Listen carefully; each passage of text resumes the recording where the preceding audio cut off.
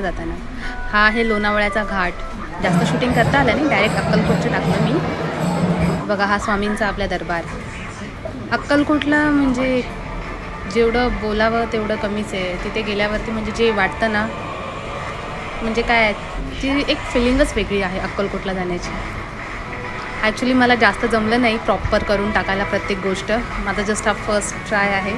So म्हटलं मी एकदा बघते, स्वामींच्या आशीर्वादाने सुरुवात करते, कसं काय होतं आहे. तर हे अक्कलकोटला आम्ही दर्शन घेतल्यानंतर मठातच दरबारातच होतो.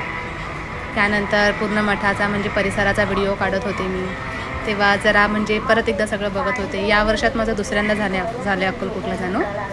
आणि त्यानंतर जसं की म्हणजे तिथे असं एक मन प्रसन्न होतं. सगळे स्वामींचे भक्त तिथे फोटो काढतात, स्वामींचं नामस्मरण करतात.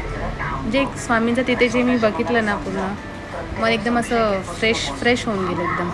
म्हणजे जो थकाव आहे, म्हणजे तणाव आहे, सगळा दूर होऊन जातो. त्यानंतर मग परत एकदा म्हणजे मी असं विचार करते स्वामींच्या इथे असा व्हिडिओ काढेल, तसा व्हिडिओ काढेल, जे फोटो काढेल ते फोटो काढेल. पण तिथे गेल्यावरती ना जास्त जमतच नाही. तिथे गेल्यावरती फक्त लक्ष सगळं स्वामींकडे असतं. किती स्वामींना बघेल, स्वामींना जेवढं बघेल तेवढं कमीच असतं. म्हणजे सारखी त्यांच्या मूर्तीकडेच पाहत राहावं असं वाटतं. आणि असं करत करत दर्शन आमचं संपतं. तिथून ॲट लास्ट निघतो आणि दिवसभर सोलापुरात. मग तिथून आम्ही ट्रॅव्हल्सने वगैरे निघतो. ॲट लास्ट ट्रॅव्हल भेटते आम्हाला. दुसऱ्या दिवशी आम्ही वाशीला उतरतो. वाशीला उतरल्यानंतर मग तिथून डायरेक्ट आम्ही ऑटो करून आपापल्या घरी. तर बाय.